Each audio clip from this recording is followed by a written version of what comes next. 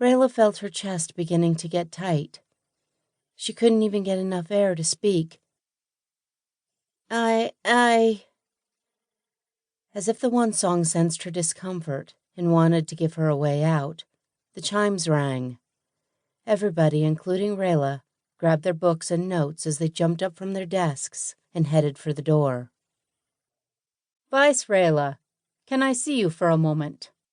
Sapir Juliak demanded behind her. Reila pretended not to hear him as she headed from the room. He called out her name again, but she was nearly to the door and almost truly didn't hear him over the clamor of her peers. "I expect you to know the spell by tomorrow," Juliak called out. By this time, she was out in the hallway. She didn't feel safe, though, until she was outside.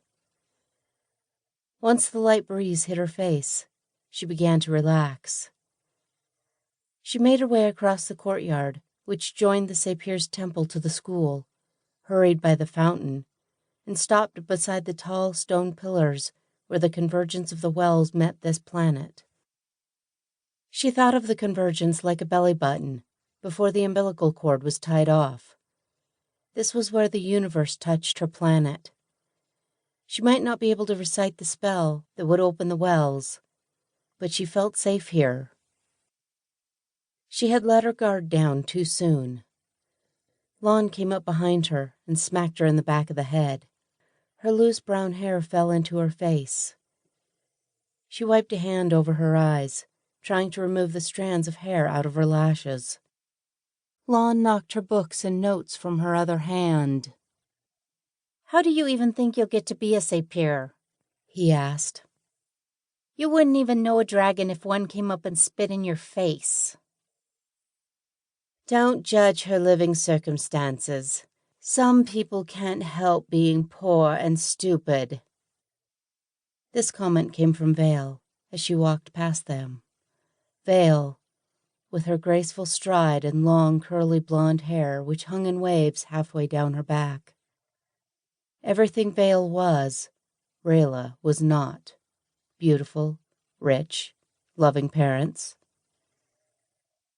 Vale added, "Magicless, too." Lon gave a little laugh at Vale's statement. "You would think that they wouldn't promote her along with the class if she isn't even capable of remembering the ceremonies. Was that some sort of pity vote for her?" "I don't think anyone could have had pity for that odd little mouse.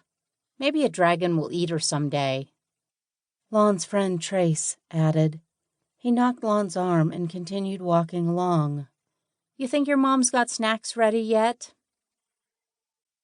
"I certainly hope so," Lon said. They rushed on, seeming to forget about Reila for the moment. She preferred it that way. She knelt down to collect her books and notes until the stream of people thinned out and she felt safe enough to rise without being noticed. But as Reila walked on, none of their words bugged her more than that of the snacks. She could take the other teasing, but food,